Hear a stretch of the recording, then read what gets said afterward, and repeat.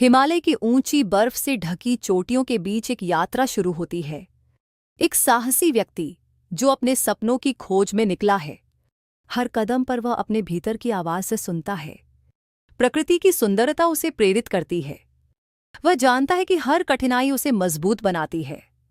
अंत में उसने अपने सपनों को पाया। एक पर्वत था जहां सामान्य मनुष्य जाने का साहस नहीं करता था। वहां केवल ठंडी हवाओं की सनसनाहट और गहरा सन्नाटा था। उस पर्वत के नीचे बसे एक छोटे से ग्राम देवपुर में एक बालक रहता था। उसका नाम था वीर, जो अन्य बच्चों से भिन्न था। वह घंटों मंदिर में बैठकर शिवलिंग को निहारता रहता था। उसकी आंखों में एक अजीब सी शांति और विश्वास झलकता था। गांव वाले उसे समझाते, इतनी कम आयु में इतनी भक्ति ठीक नहीं। वीर मुस्कुराकर केवल एक ही उत्तर देता, महादेव मुझे बुला रहे हैं।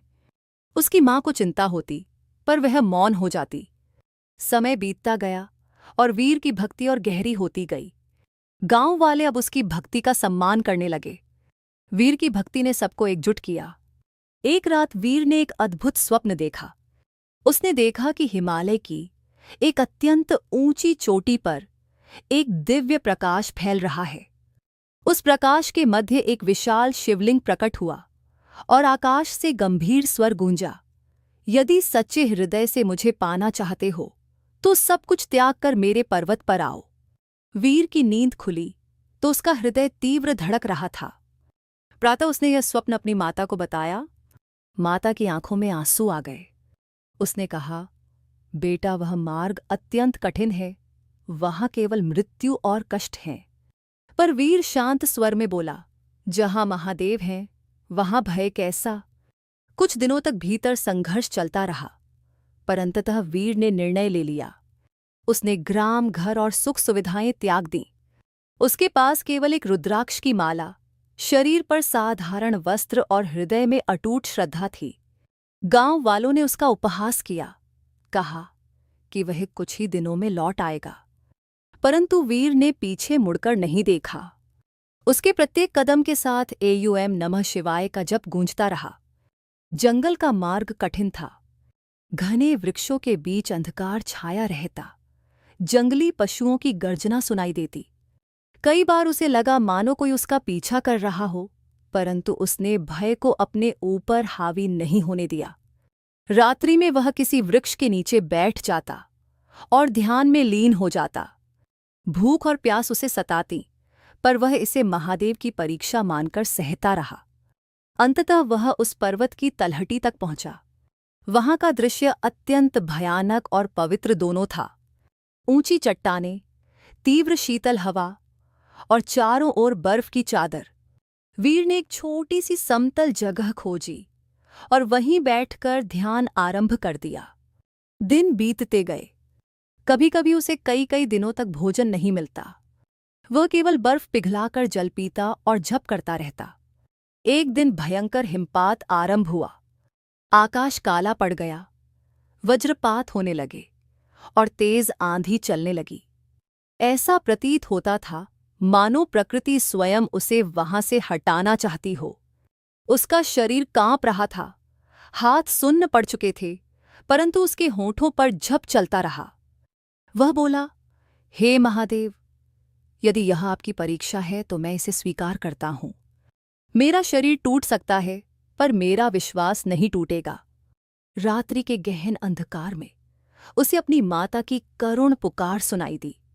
उसने आंखें खोलीं तो उसे लगा मानो उसकी माता सामने खड़ी है और उसे वापस बुला रही है। क्षण भर को उसका हृदय डगमगाया, पर तुरंत उसे स्मरण हुआ कि यह उसके मन का भ्रम भी हो सकता है। उसने आंखें बंद कर लीं और भी दृढ़ता से झप करने लगा। उसकी आवाज बर्फीली हवाओं में गूंज उठी, एवं नमः शिवाय, एवं नमः शिवाय। समय बीतता गया। उसका शरीर दुर्बल होता गया, पर उसकी आस्था और प्रबल होती गई। एक प्रातः जब सूर्योदय की हल्की किरणें पर्वत की चोटियों पर पड़ीं, तब अचानक चारों ओर अद्भुत प्रकाश फैल गया। हवा शांत हो गई। हिमपात रुक गया। वीर ने धीरे से अपनी आंखें खोलीं। उसके सामने दिव्य ज्योति प्रकट हुई। उस प्रकाश के मध्य एक विराट स्वरूप उभरा। जटाओं से गंगा प्रवाहित हो रही थी। मस्तक पर अर्धचंद्र, गले में सर्प और हाथ में त्रिशूल। हाथ जोड़ो। अरे वाह। वीर की आंखों से आंसू बह निकले। वह भूमि पर दंडवत लेट गया। एक गंभीर करुणामय स्वर गूंजा, भक्त, तुमने मुझे पाने का प्रयास नहीं किया। सच्ची भक्ति वही है जिसमें कोई स्वार्थ नहीं होता। महादेव ने अपना हाथ उठाया और ऊर्जा का संचार हो गया। महादेव बोले, तुम्हारा नाम और तुम्हारी भक्ति युगों तक स्मरण की जाएगी। यह पर्वत अब केवल पत्थरों का नहीं रहेगा, यह श्रद्धा का प्रतीक बनेगा। इतना कहकर वह दिव्य स्वरूप धीरे धीरे प्रकाश में विलीन हो गया। जब ग्रामवासी कई दिनों बाद उस पर्वत की ओर आए तो उन्होंने देखा कि जहां वीर बैठा था वहां एक दिव्य शिवलिंग प्रकट हो चुका है। उसके समीप वीर शांत ध्यान में लीन था। उसके मुख पर अलौकिक तेज था। उस दिन से पर्वत महादेव का पावन धाम कहलाया। लोग दूर दूर से वहां दर्शन करने आने लगे। वे कहते हैं कि वहां की हवाओं में एयूएम नमः शिवाय की ध्वनि सुनाई देती है। यह कथा हमें सिखाती है कि सच्ची भक्ति में शक्ति होती है। जब श्रद्धा अडिग होती है तब महादेव भी अपने भक्त की पुकार सुनते हैं। हर हर महादेव।